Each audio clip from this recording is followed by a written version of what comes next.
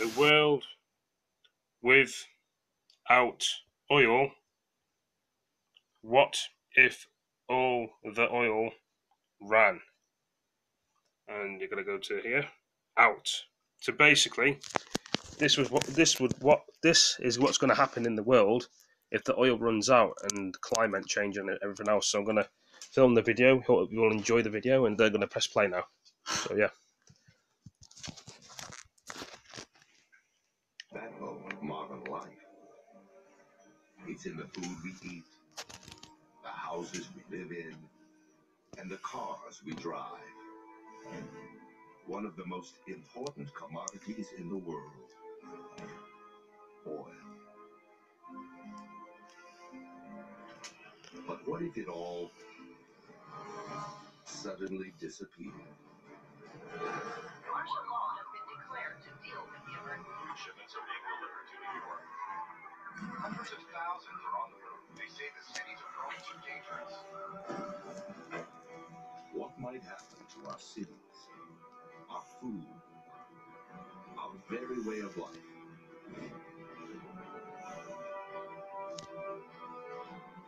Today, our worst nightmare begins. Today, the world runs out of oil.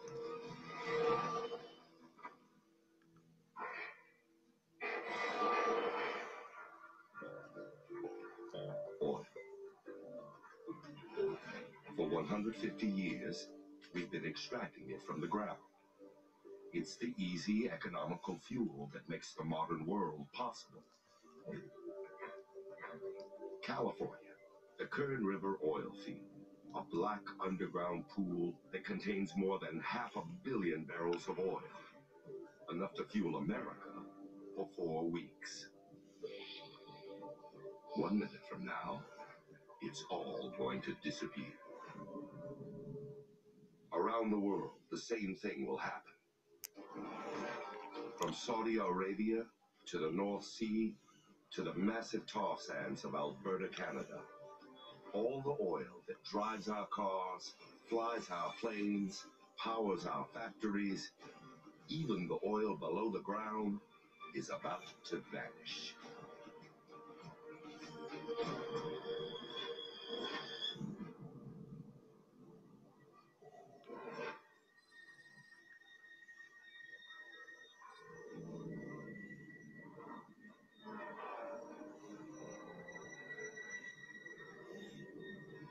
Deep underground, the first ominous signal appears. There's something going on. I gotta go. Yeah, all right. We've already taken more than 1 trillion barrels of oil from the earth. Another trillion should be left. What's going on? I have no idea what's going on. Yesterday, this refinery processed 300,000 barrels of oil. But today, there's nothing.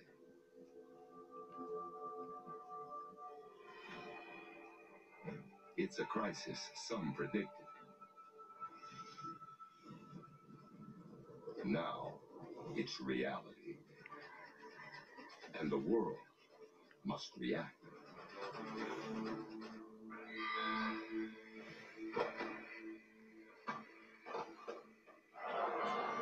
There were estimates of 1 trillion barrels of accessible untapped oil, but scientists are now confirming that it's all gone. Around the world, from Saudi Arabia to Alaska, the oil below the ground has disappeared. Oil companies say as much as 20 million barrels is left at their refineries, but companies say it's not just our supply of gas, but diesel fuel, lubricants, asphalt, tar. All of the products that are made from oil will be severely affected if we can't find more oil. Thousands of tankers carrying millions of barrels of oil are on the move.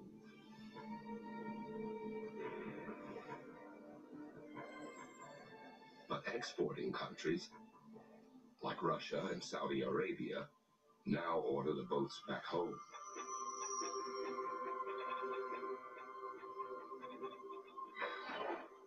To the U.S., it's a huge blow. It imports more oil than any other country in the world. Every day, the U.S. produces over 8 million barrels of oil, but it consumes more than twice that amount. Now, we're 8 million barrels short and growing. There are reports of long lines at gas stations as people try to stock up. Expect 2 to 3 hour delays.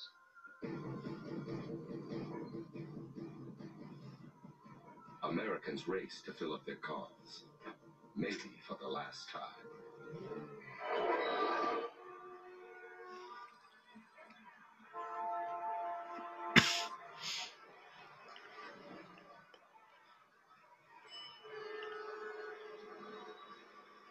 In 1973, the oil embargo caused some American stations to run out of gas.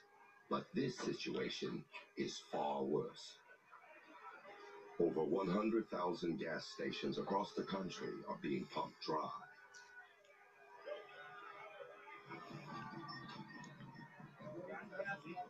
And it's happening all over the world. Gas prices skyrocket out of control.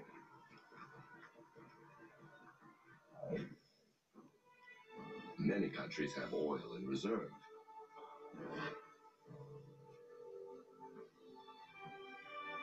The U.S. has 725 million barrels of crude oil hidden away. To protect what little is left, the government takes dramatic steps. Planes, trains, boats, all but the most vital transportation is shut down.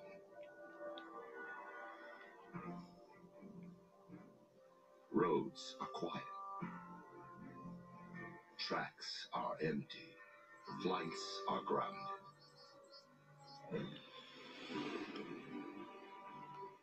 The 4 million people flying today are now stranded. And so are hundreds of thousands of tons of cargo. Airports are chaotic.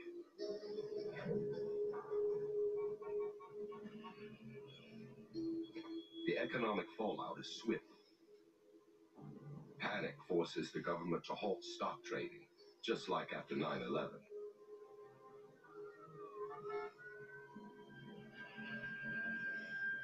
$2 trillion of oil stock is now worthless.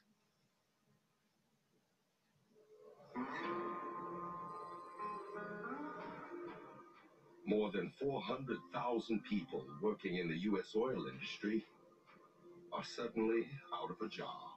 We'll have to Mexico. Sure. All right. They try to get home All right, let's move. any way they can.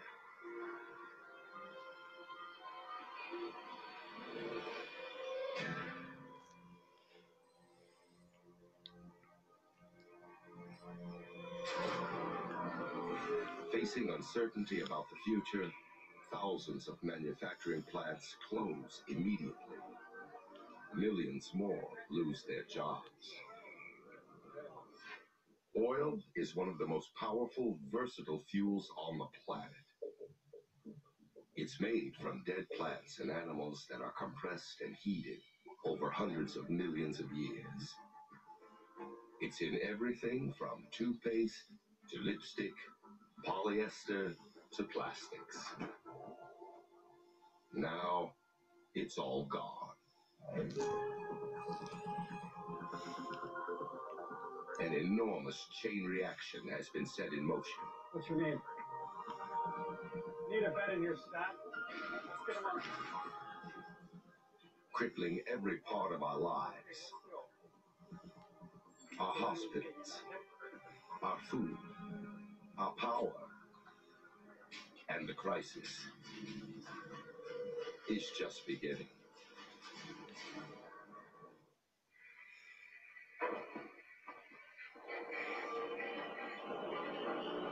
Martial law has been declared. The National Guard is now patrolling downtown Washington and Los Angeles. Nuclears in Strasbourg are sending 100 million barrels of oil to England. Stock markets from Tokyo to New York remain closed. Unemployment is over 30%. It's been just 5 days since the world ran out of oil. And the most basic human needs are suddenly out of reach.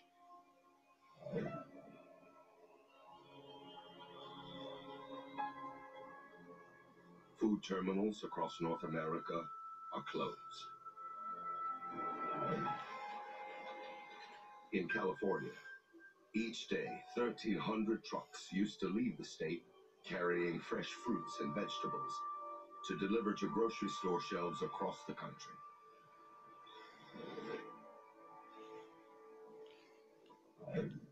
Now, the trucks sit idle, and groceries aren't being delivered. New York and other big cities are hit hardest. It takes on average about 1 football field of farmland to raise enough food for just one person for 1 year. Without oil-fueled transportation, it's nearly impossible to feed a city of millions. A quick trip to the grocery now takes hours. Armed guards are posted at every store. Before the crisis, 30% of fresh fruits and vegetables didn't make it onto shelves because of small imperfections. Now, everything is up for grabs. Almost a quarter of our produce comes from other countries.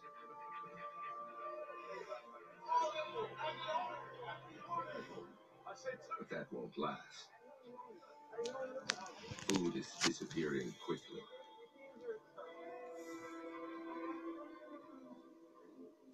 Farms have too many mouths to feed.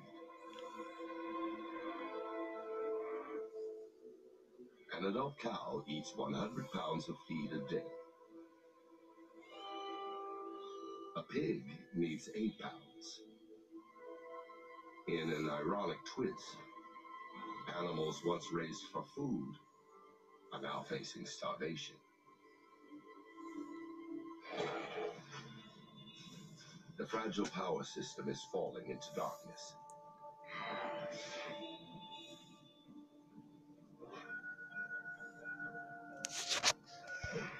% of the world's electricity comes from coal-burning power plants. This plant in England burns coal that comes from as far away as the US. All of it arrives here by train. Each car carries enough coal to power a small town for a day. But without oil, the trains are no longer running. Blackouts spread across North America. Florida is hit hard. It relies heavily on electricity generated directly from burning oil.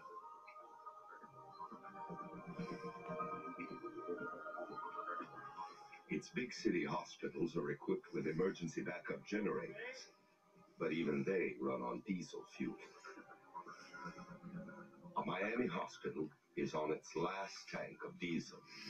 There's only enough to last 8 more hours. In San Francisco, law and order is breaking down.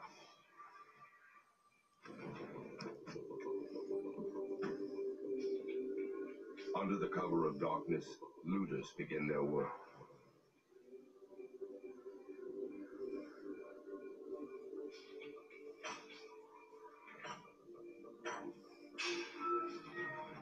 People are desperate.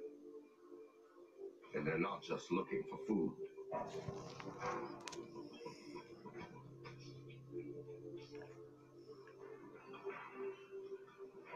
Grease. Diesel. Yeah. We can use this. Diesel engines can run on cooking oil, new or used. This is what we need. An average car needs around 10 gallons of gas to travel 300 miles. Diesel engines are 30% more efficient. As long as there's enough cooking oil to go around, this truck and any other diesel-powered vehicle can stay on the road.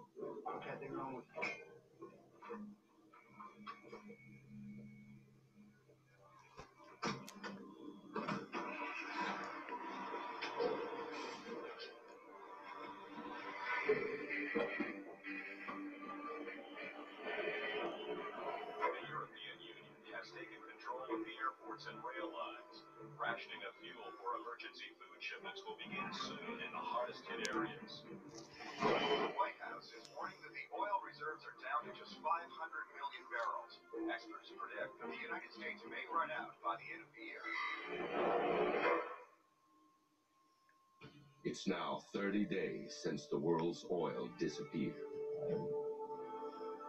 Governments around the globe take drastic action. They keep only the most crucial services up and running. Emergency oil reserves are converted into diesel fuel for cargo trains. These trains deliver coal to power plants to keep electricity on. Some basic electrical services are restored in countries around the world. In North America, electricity is now delivered through a system of isolated power grids. It can no longer be sent from grid to grid. In Florida, where much of the state's power comes directly from oil, blackouts are still widespread.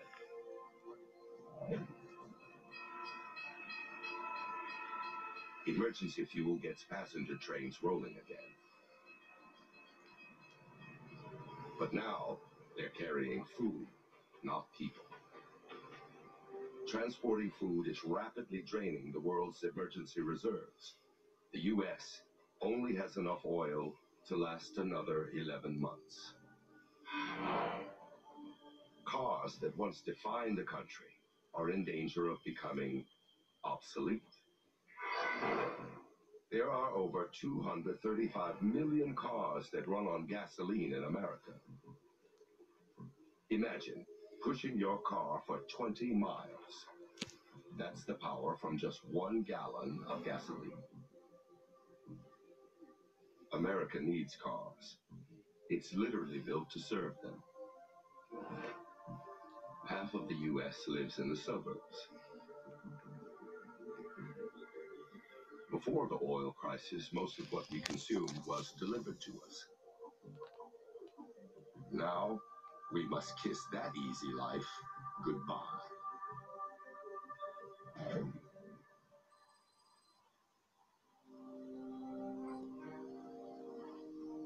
Americans are desperate for an alternative.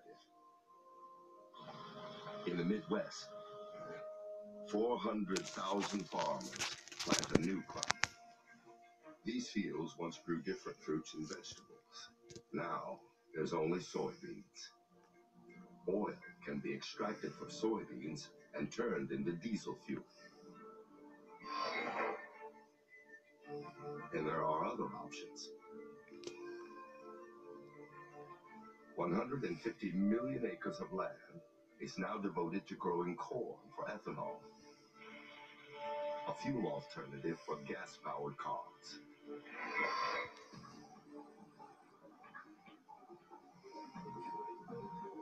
In Brazil, cars are still on the road, even without oil.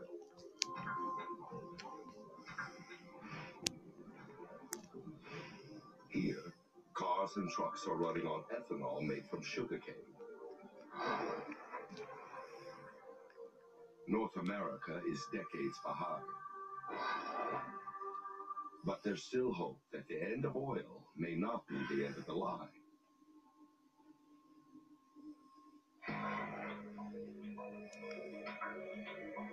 Thousands of electric cars are on the streets.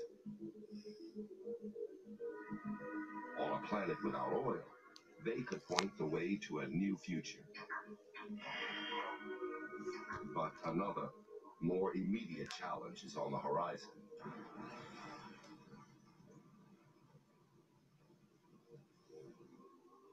A dark and dangerous winter.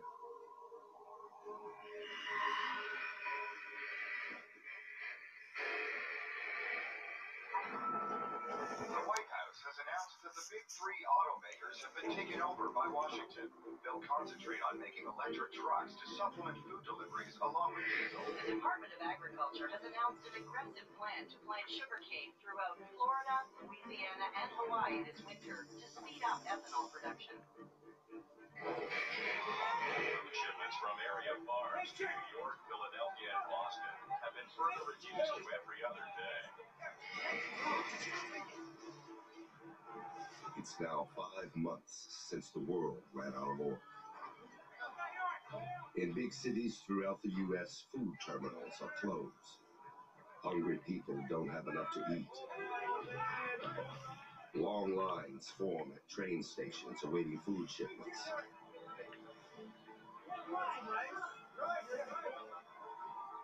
Powdered milk and rice take the place of fresh produce.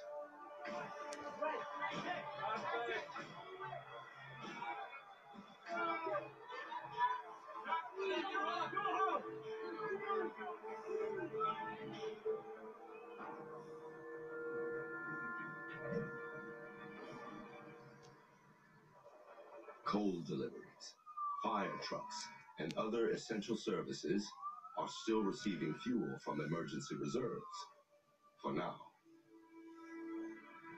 But nearly everything else is at a standstill. To stretch the final reserve barrels as long as possible, the U.S. dramatically reduces its oil consumption.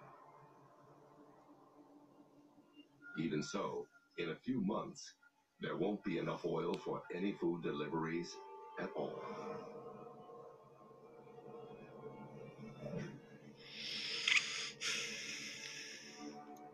While food is still being brought in, garbage isn't being taken away.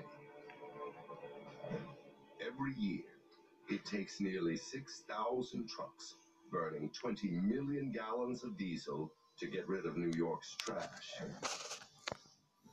In this new world, garbage cleanup is a luxury. Even with blackouts, growing hunger, and a looming winter, North America is doing better than most.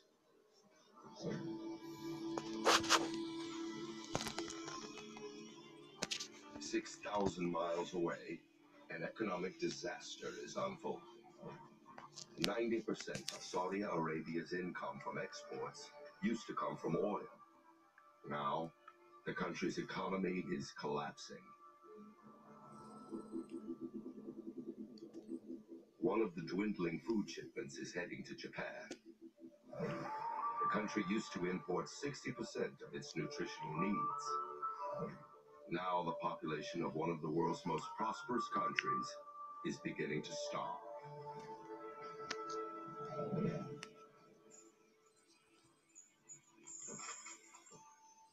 Back in the U.S., people are getting desperate, and they aren't waiting on the government for answers.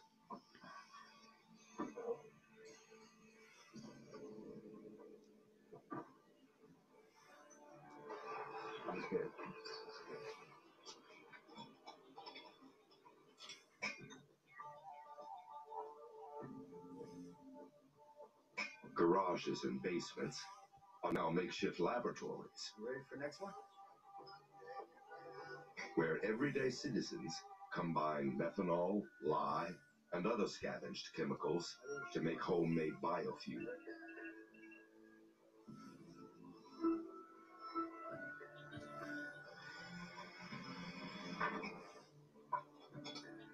I think this one's ready. It's a dangerous gamble, but if it pays off, it could fuel an escape out of the city. I need the money. But this do-it-yourself solution only works on diesel cars, and only for a little while. Word. Yeah, here we go. You ready, brother? Get ready, brother. Yes. Woo! Get it back. Get it back. Other fuel alternatives are also facing serious hurdles.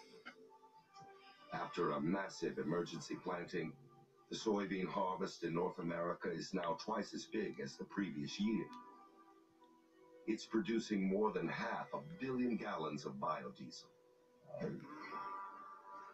But that's still less than 1% of the diesel North America used each year before oil disappeared. And there won't be any more shipments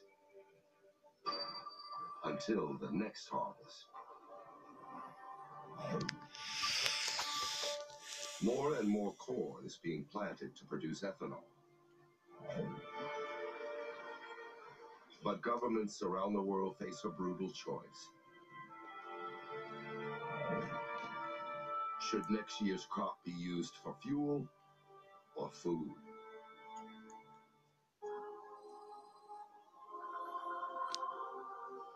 In a world without oil, hospitals are running out of critical supplies.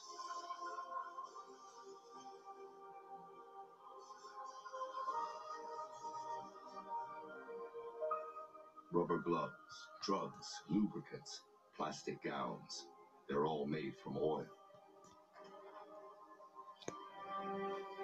Without them, drug-resistant infections are spreading quickly.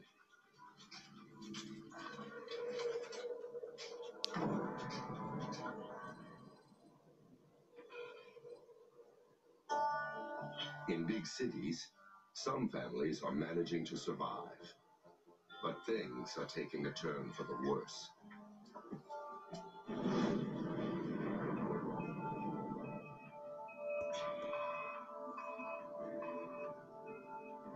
Electrical transformer fires that used to be a minor nuisance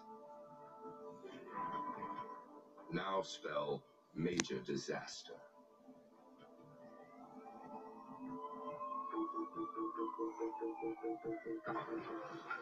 Abandoned cars block emergency ambulances. And to make matters worse, winter's coming. Put in all your winners. For millions, it's time to make a decision. Hunker down in a crowded, dangerous city, or get out.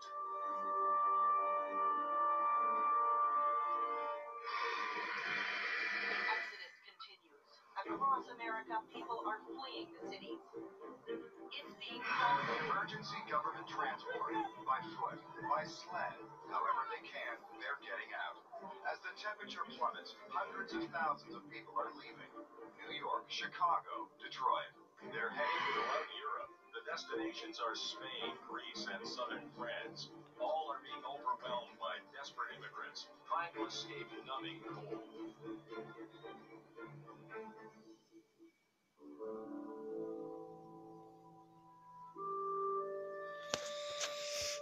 The refugees leave behind millions of cars.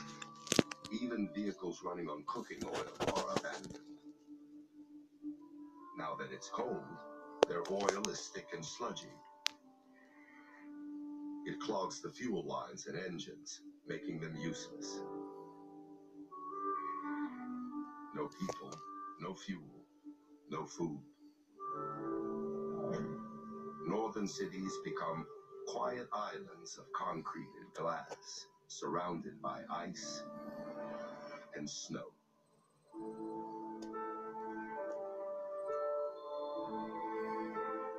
Most people head south, but some flee further north.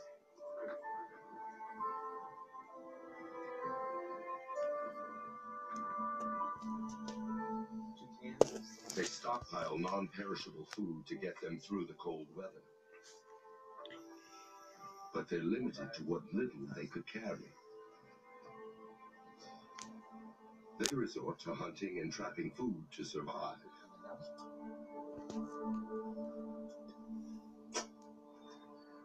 An adult male needs about 210,000 calories to get through the winter. And this winter is going to be a long one.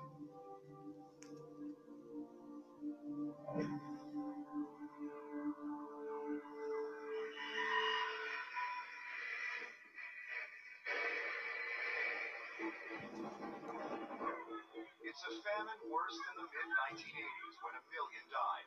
Experts believe the death toll could reach 20 million. The government has announced the emergency oil reserves have fallen to less than 250 million barrels. 2 of the 4 installations are failed. It's 1 year since the end of oil. The U.S. is increasingly isolated. West Coast ports that used to move nearly 2 million tons of material a day are now eerily silent.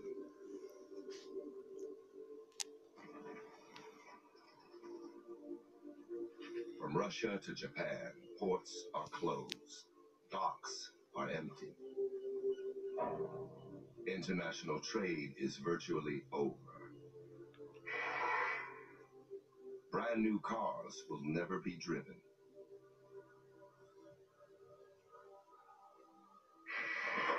The world's military is defenseless against the oil crisis.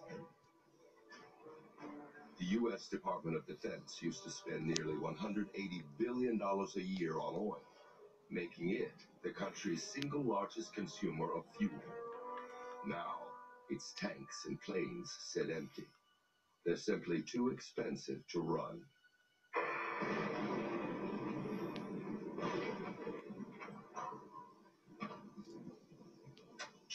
Emergency vehicles take priority.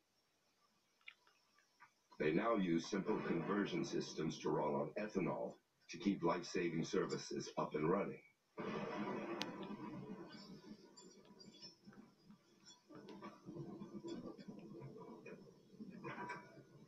Let's go!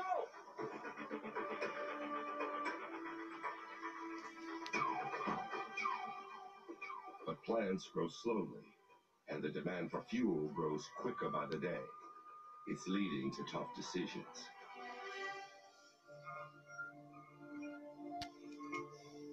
The U.S. has turned a record 40% of its corn crop into ethanol. But more corn in the gas tank means less corn at the kitchen table.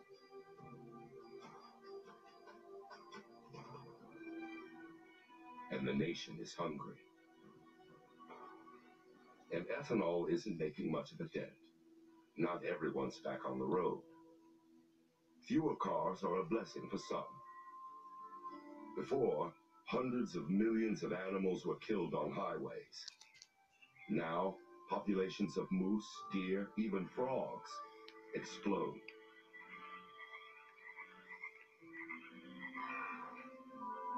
But farm animals aren't so lucky.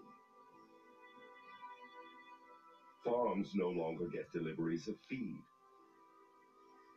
Farmyards are abandoned. Hundreds of millions of cows, pigs, and chickens die.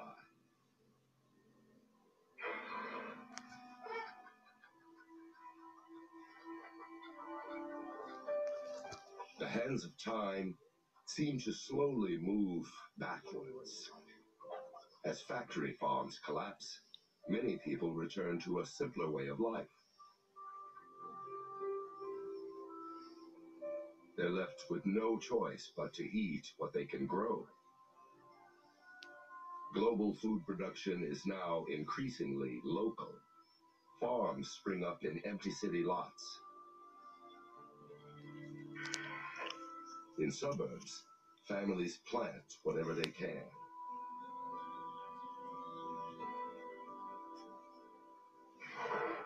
A Category 5 hurricane has devastated Miami. Thousands are near death. When Katrina smashed into New Orleans in 2005, the cleanup continued for years. But in Miami, there's no fuel to rebuild. Without oil, there's no bouncing back from disaster. The influenza outbreak continues to rip through America. Los Angeles, Miami, Houston, all are still struggling. Quarantine zones are being created. The Center for Disease Control say the death toll may be as high as 200,000.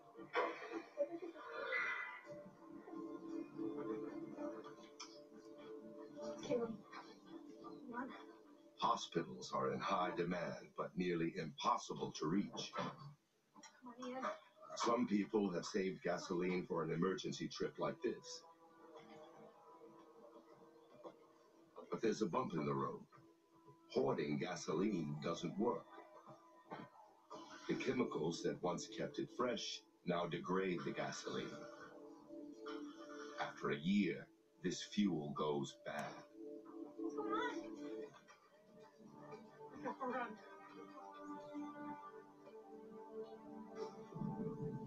A world that was once so closely connected is falling apart.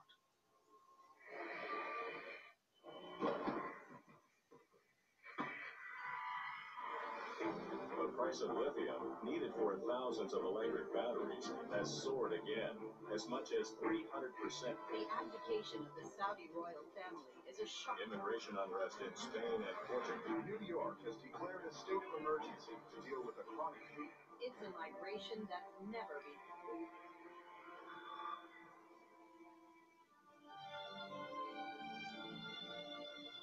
It's been 10 years since the world's supply of oil disappeared. Even out in space, things are changing.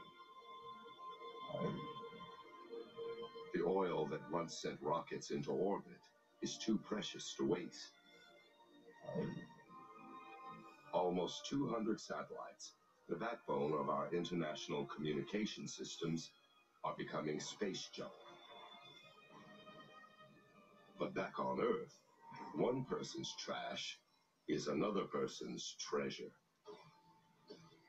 In a world without oil, discarded electronics are now a valuable commodity. Hey, Dad, look what I found.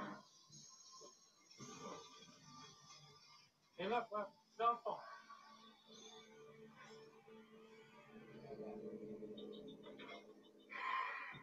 A ton of used cell phones contains almost 10 ounces of gold, nearly 300 pounds of copper, and over 6 pounds of silver, vital materials in a world where trade has stopped.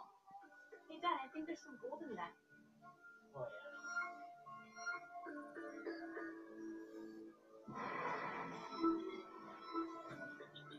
yeah. And it's not just electronics. Plastic takes hundreds of years to disappear. Bottles and containers, once carelessly tossed out, are being recovered and reused.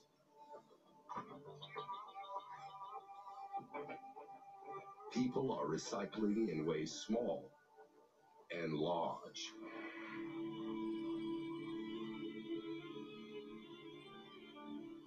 Container vessels are being harvested. 90% of a ship can be recycled, mostly for steel, a cheap raw material for building. But not all ships are being torn apart. Hundreds of boats are running on biodiesel. This ship is carrying the first delivery of lithium to North America.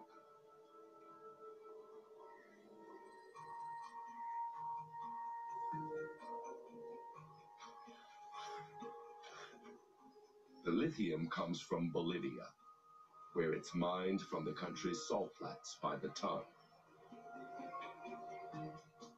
Lithium is the main ingredient in the most efficient electric batteries, and the world is hungry for electric alternatives. Bolivia's industry is booming. On a planet without oil, Bolivia is a superpower, the Saudi Arabia of the New World Order. But there still isn't enough biofuel to completely restore world trade.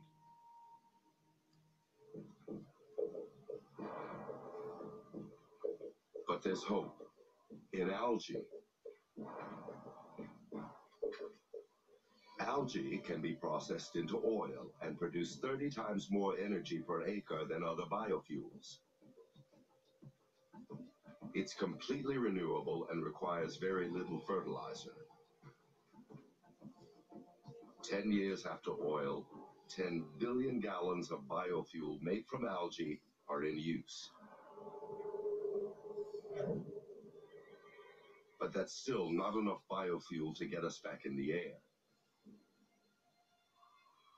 Commercial flying for cargo and for passengers is still way too expensive. 34 million passengers used to come through this airport every year. Now, it's silent.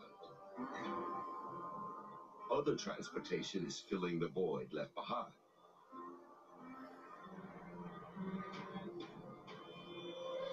Nearly 2 million cargo trucks are back on the road. They bring hospitals, vital supplies, like gloves, syringes, and tubing, now made from natural gas. City hospitals are clean and safe and ready to serve again.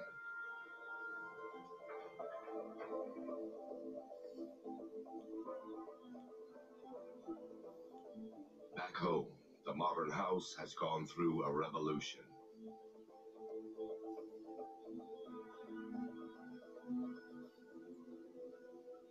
But the human toll has been great. Communities are fractured. Families have lost loved ones.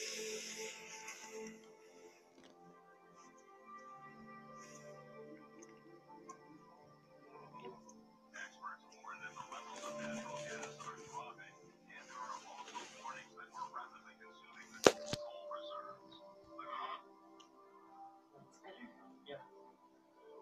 The world is struggling to find a new balance, and it could take decades.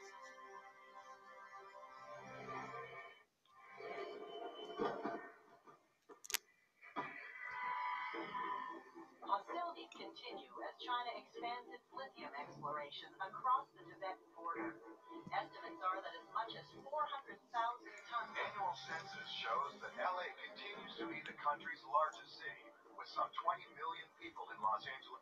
It's the first flight of a jet entirely powered by biodiesel. The company says it's planning 6 transatlantic flights a year. It's been 40 years since the world's supply of oil disappeared.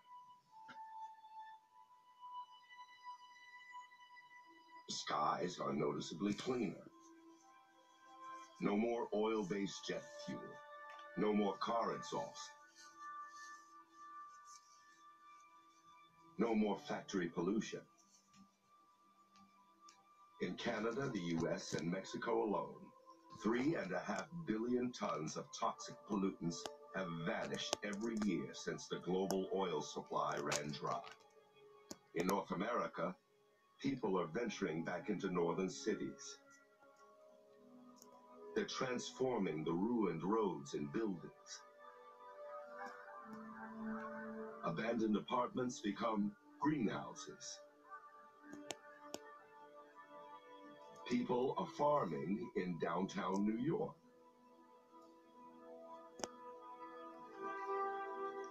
Parking lots and buildings are reclaimed and seeds planted.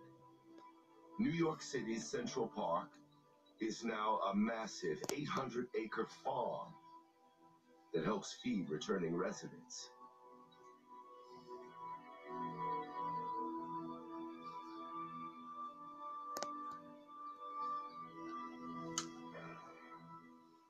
The days of mass food delivery to the suburbs are over.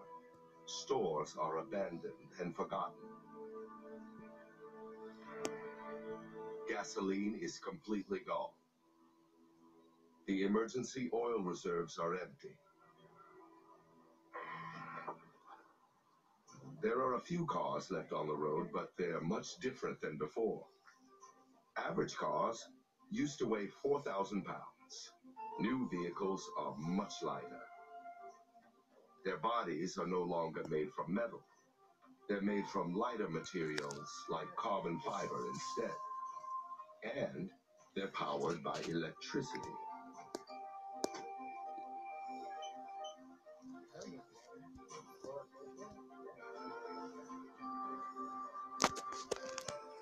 But these cars are pricey, and the lithium to power their batteries is still in short supply.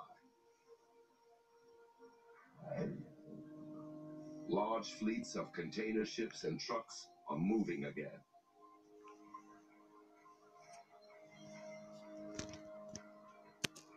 Thanks to algae biofuel. In North America, huge new bioreactors are converting 10 million acres of algae into all the fuel the country needs. After it's processed, it's pumped through the very pipelines once used to move oil around the world. Electricity is driving transportation. Electric trains are linking people around the planet. Like in the 19th century, cities are once again growing up along rail lines. Other cities are abandoned.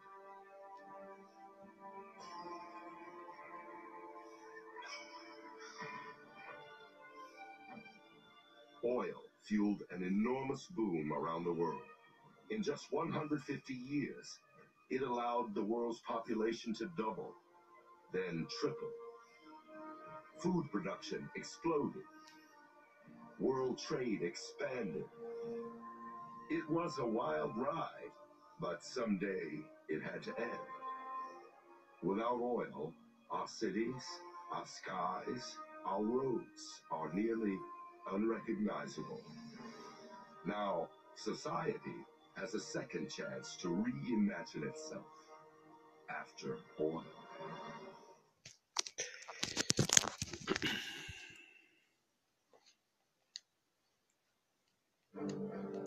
Well, guys, I hope you've all enjoyed that video. Please like, comment, subscribe, and share these. Just a minute.